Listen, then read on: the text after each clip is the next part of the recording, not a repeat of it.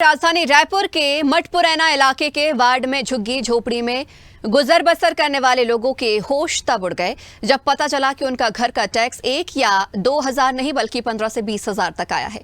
वहीं इस टैक्स को लेकर स्थानीय निवासी काफी परेशान हैं। रोजाना रोजी मजदूरी करने वाले आखिरकार इस टैक्स को कैसे भरें? मामले की जानकारी संबंधित अधिकारी और महापौर तक पहुंची, तब उन्होंने भी स्वीकार किया कि आखिर इतना भारी भरकम टैक्स कैसे आ सकता है। मामले को लेकर राजस्व अधिकारी अरविंद शर्मा ने कहा कि इसकी मैं जांच करवाता हूं, कोई त्रुटि हुई होगी या लंबे समय से भुगतान नहीं हुआ होगा। स्थानीय निवासियों का मानना है कि भारी भरकम राशि अदा करने में असमर्थ हैं।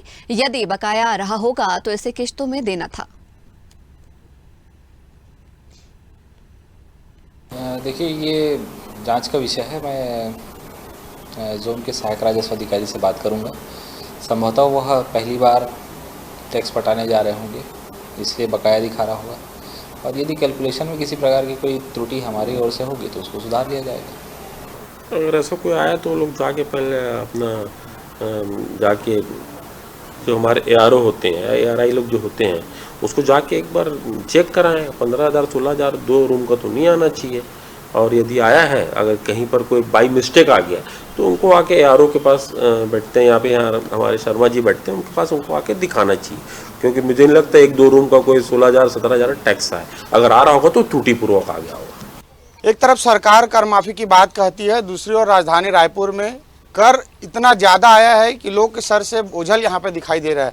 जिस तरह से राजधानी के वो इलाका मैं आपको दिखाने जा रहा हूँ, जहाँ पर किराया किसी महलों की तरह है, जहाँ पे जो चार्ज है वो यहाँ पर इनके मत्थे ठोका गया है। इस तरह से सरकार यहाँ पर कर जो है, स्मार्ट सिटी ने जिस तरह से यहाँ पे बाकायदा जो बोर्ड लगाई थी स्मार्ट सिटी प्रॉपर्टी ID के नाम पर, तमाम चीज़ों को लेकर कि घर बैठे लोग यहाँ पर टैक्स स्कैनर के माध्यम से पटा सकते हैं। लेकिन लोग कर पटाए तो कैसे पटाए? भारी भरकम का बोझ जिस तरह से लाद दिया गया है। जिस तरह से स्थानीय लोग हैं उनसे ही हम बातचीत करेंगे, जिनके घर पे जो टैक्स की रसीद आई है।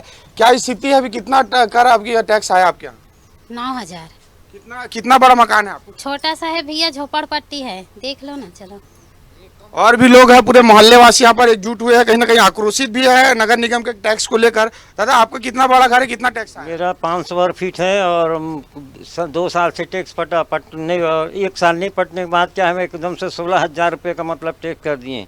किस कारण नगर निगम के अधिकारी ऐसा कर रहे हैं, हम लोग को मालूम नहीं है।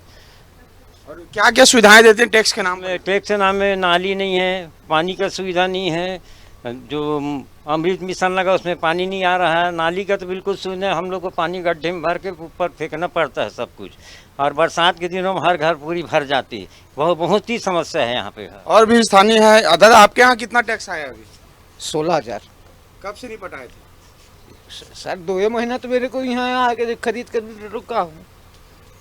और भी लोग हैं, जिस तरह से लगातार टैक्स को लेकर अलग अलग दावा है कि अलग अलग हजारों रुपए का टैक्स है। आपके यहाँ कितना टैक्स और कितना बड़ा मकान है आपका? 16,000 आया है। मेरा 400 फीट है, आप देख लीजिए, और 16,000 आया है। और किस हिसाब से 16,000 दिया है ये पता नहीं है अचानक से। और झोपड़पट्टी में 16,000 कैसे दे सकते हैं? ना पक्की मकान है, ना कुछ भी नहीं है।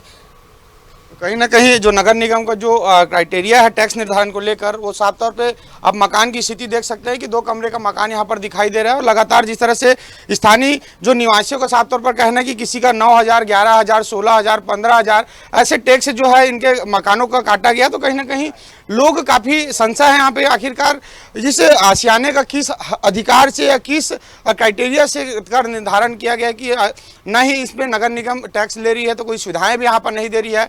पानी की समस्या और नालियों की समस्या लगातार यहाँ पर बनी हुई, तो आखिरकार जो कर दे भी तो किस आधार पर दे? तमाम सुविधाएं मिलने के आधार पर उनको कर देना चाहिए होता है, लेकिन तमाम सुविधाओं से जब स्थानीय निवासी वंचित है तो कर आखिर किस तरह से निर्धारण किया है, यह बड़ा सवाल यहाँ पे उठ रहा है। कैमरामैन भगत के साथ हिमांशु पटेल, रायपुर।